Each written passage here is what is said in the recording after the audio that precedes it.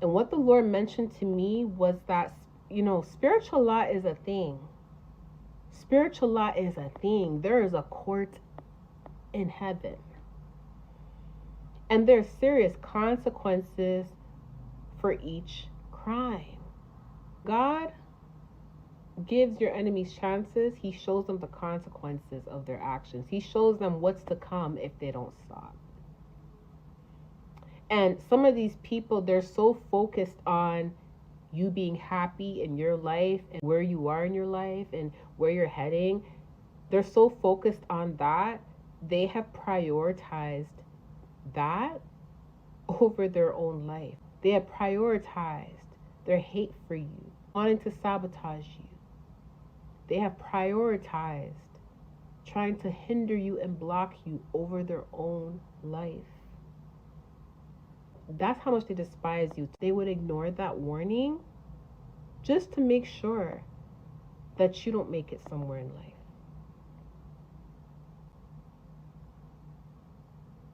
And they really think they're more powerful than God, but they're not.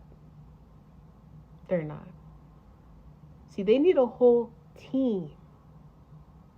They need to have conferences about you in the spirit to plot and scheme.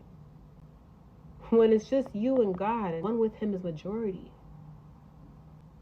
Even when King Saul consistently went after David, David had so many opportunities. He could have killed King Saul. He could have taken him out. He had so much opportunities, but you know what? David's heart. David forgave King Saul. And David did not harm King Saul. God wants you to keep that mindset, to keep that same heart when it comes to your enemies. Because King Saul couldn't even believe that David could have took him out, and David chose not to.